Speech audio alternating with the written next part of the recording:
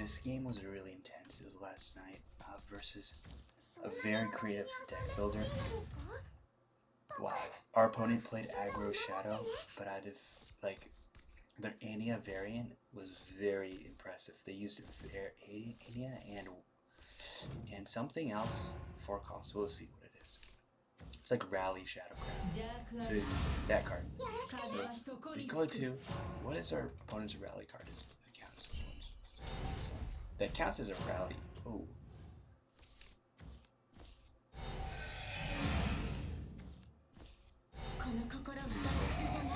That's a 6 rally count already. He's only played 3 1-cost cards, and he has a rally count of 5. My opponent has a rally count of 5.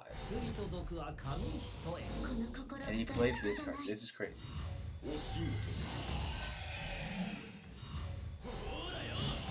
Okay, let's take a moment to appreciate that. He just comboed off. What did he do?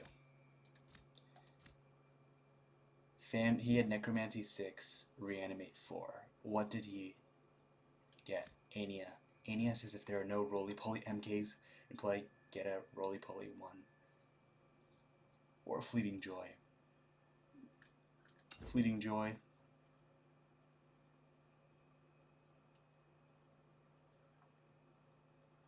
I mean, this is...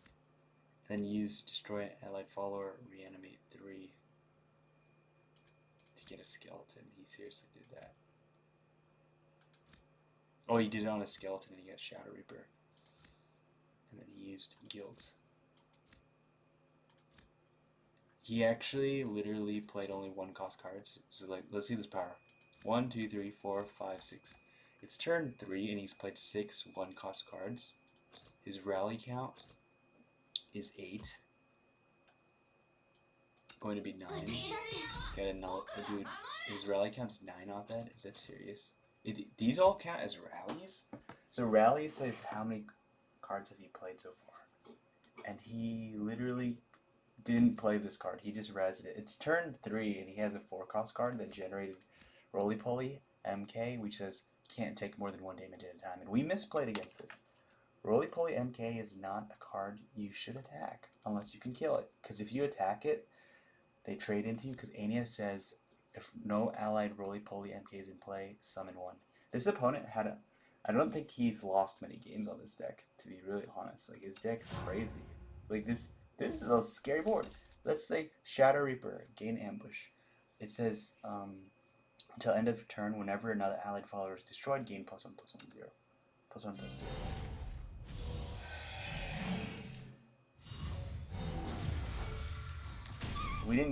We honestly didn't get the procs we wanted. We wanted golems, and we probably, in hindsight, we should have done a different combo. I don't think we maybe should have played Miser to scrap Iron, maybe. But this was a mistake. To trade in that allows him to trade into me. He's gonna get another 3/1, get a buff on that. Value trade, Miyoko +1/+0, pass, and Roly-Poly. Like, that's crazy. And you're thinking to yourself, how do I even get through this? You're really looking at this thing can't take more than 1 damage at a time. This thing gets stronger for every creature you've destroyed. This one has a shield, can't even be hit. This one is generating value, and this is a 1/1. This is pretty intense. And his secret sauce hasn't even been played yet. He's only played 1-costs. 1, 2, 3, 4, 5, 6, 7. Literally played 7 1-cost creatures, and he has rally count 11. Rally count 11 means he will start finding this card, Fear and Havensent Wind God. At the start of your turn, at rally 10, invoke this card. If you have more evolution points than gain +0/+2, deal 2 damage to an enemy follower. At the end of turn, give +1/+1 to all allied followers. So he basically gets this huge buff. So we're gonna go with this effect. We probably shouldn't have done what we did because now we just don't have the same impact. Because we might. Miser is good, but seriously, how good?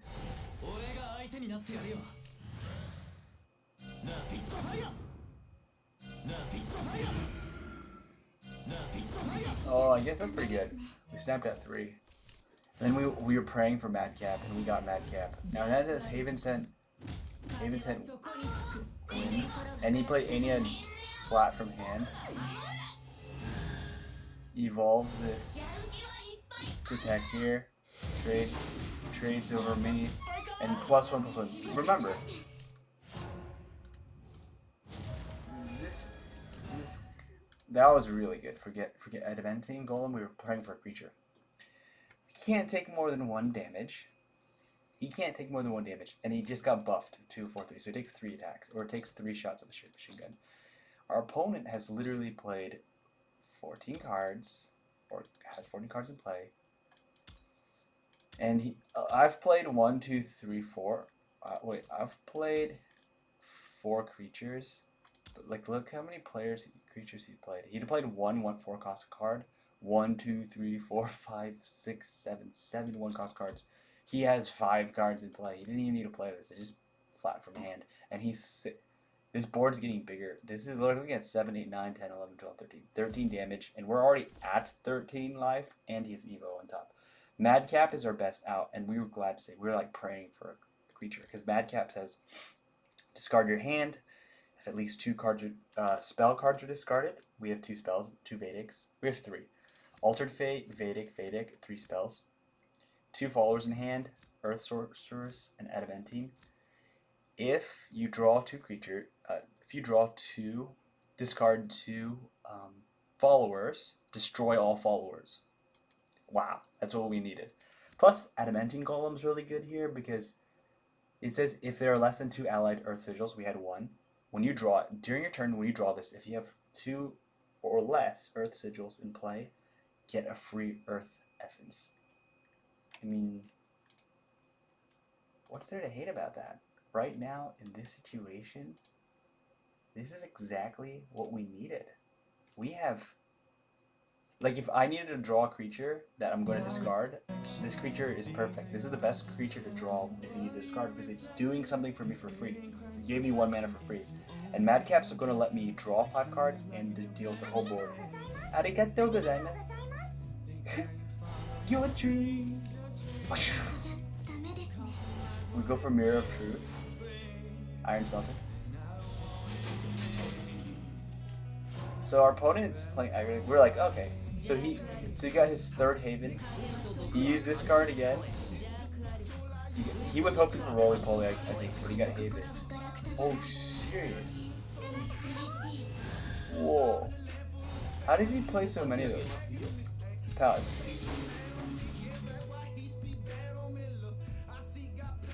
That got him for free. So he had 2 Shaos. His use of Shao is really interesting. I've never seen anyone use Shao. And if this deck needs Necromancy 6, so Shao is a really strong card in this deck.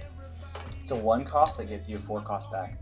Reanimate gives you the highest cost follower, and it looks like his deck only has 2 4 cost followers. So his deck needs to get Necromancy 6. He needs 6 dead creatures, 6 shadows. So if he has 6 shadows, which you get shadows every time you play a card or a card dies, it allows a 1 cost card with a lot of shadows allows him to bring back 4 cost. And he's able to generate so many shadows in his deck, so he's able to bring back Havensent, and since he only has 2 4 cost creatures that were destroyed, he is guaranteed to get both of them back. So, look at this. So, well, actually there's a chance for him to whiff. Follow your dreams! Because there's Furin, and Aenea, and Roly Poly. He could have got Roly Poly, which is still good for him. Because this is technically worse than a Roly Poly, because it's not protected. So technically, in this board state, you would rather have a Roly Poly than Aenea. So he just got +1/+1 his whole board, and he literally wished himself. He really wished himself that he got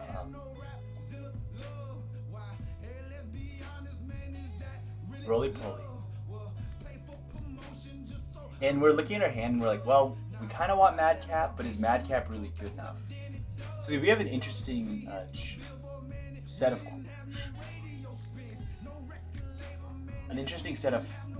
options.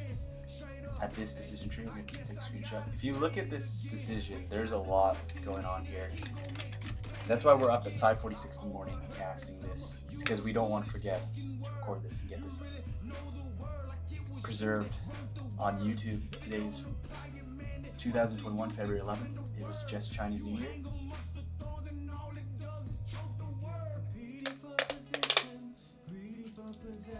Or I should say, it was Chinese New Year in China and Chinese New Year here today.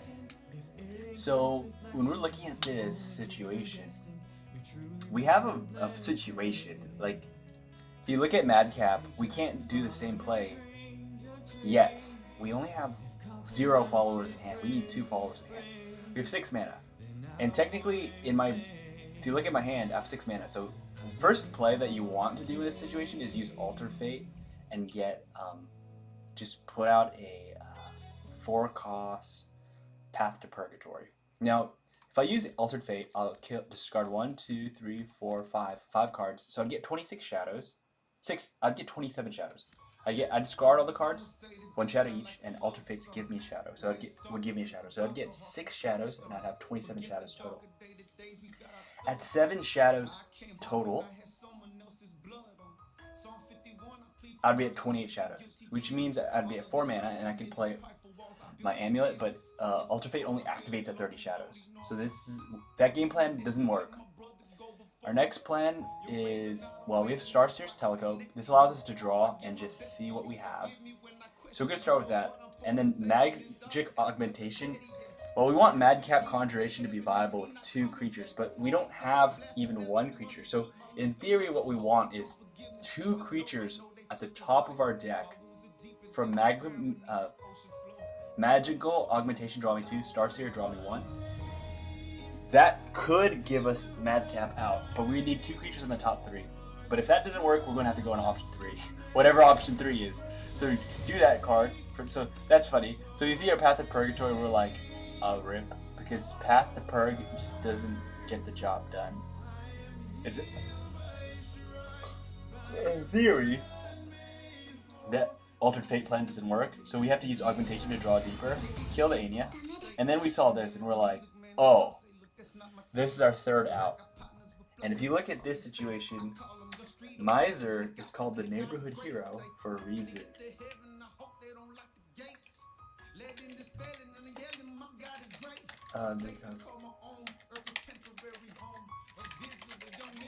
If you look at this situation, it's like, this is definitely the top 2 cards I wanted to see. I didn't know what 2 cards, like I thought I'd wanted to see 2 creatures.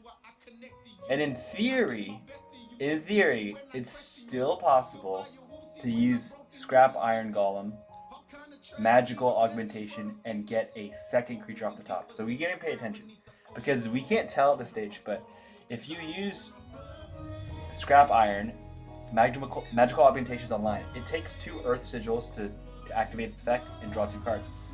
But if we do that and we whiff, then we're going to lose, for sure. But my next gravitation is Miser. Miser says every time an Earth Amulet is destroyed, you get your Machine Gun effect and your Rapid Fire. So look how many Rapid Fires we're going to generate. And we're going to watch this replay without the commentary afterwards. So that gives us... This gives us 1 Rapid Fire, so we're happy. Evolving will get us a Rapid Fire. This will give us 2 Rapid Fires. So now we're thinking, oh, we can just clear, trade, Rapid. Oh, so Madcap was live.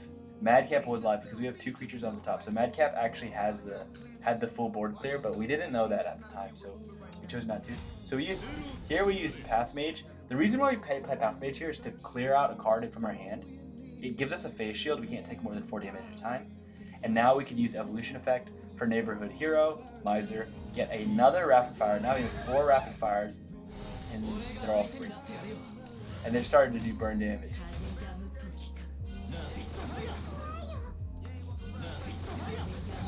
And we even felt comfortable enough to not even play 2. So both decks really got their game plans off, and we have 30 shadows right there, so Path to Purgatory would seal the game. It was really nice to see Miser just come in and show out. Alright, now enjoy the match in full speed.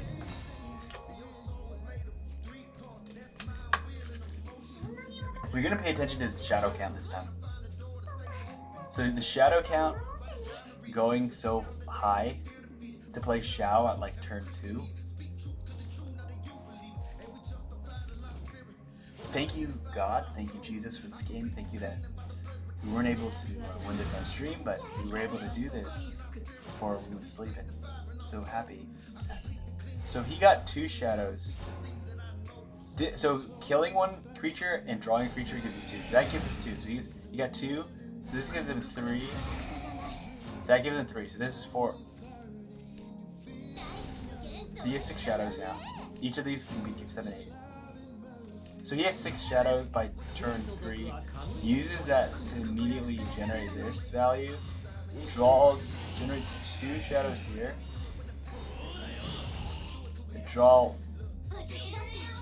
Drawing 2. C4. Honestly, I'm really excited to try his decks this time. Because I think I have his cards.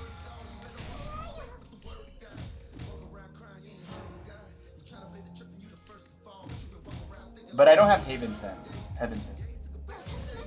And I need... Let's see. Oh. So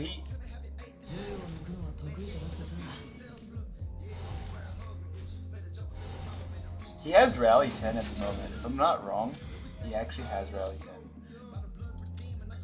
He has Rally 11, so technically he could have got his Havensent just now, but so if he had the option to kill off one of his own smaller creatures, especially the one on the right, he should have. Because if you look at this,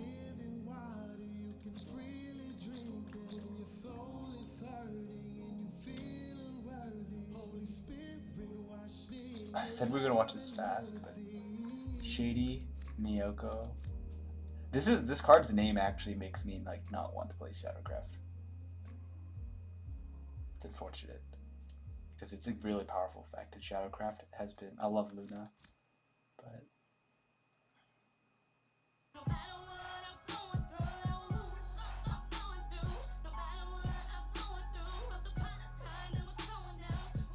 Oh!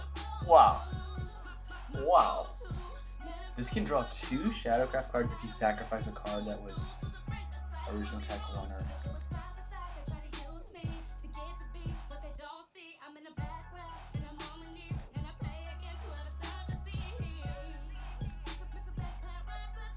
A lot of he actually is playing the deck properly. Yeah. Really? Like this is how you'd think that an undead horde of reanimating people would play. So attacking here is not a good idea. I mean, technically we had to, kind of. I'm not. Yeah, actually, no. Attacking Aenea was completely fine. Now that I'm looking back at it, attacking was right because look, it would have killed me anyway. He would have killed anyway. He would have just traded the 2/2 and put in something else. Arigatou gozaimasu.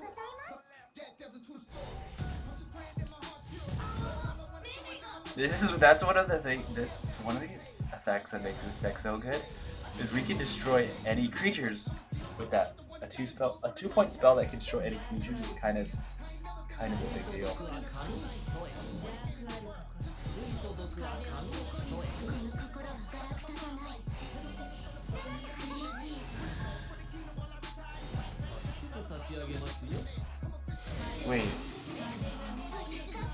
Wait. Hold on. He evolved to kill a 0/2. Can that be a misplay of the game?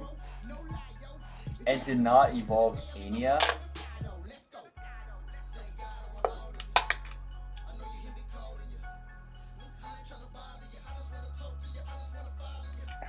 I don't know if that's the right move. I don't know if that's the right move because in theory, couldn't he save the evolve for later? He's like really trying to get. I think he's true. Okay.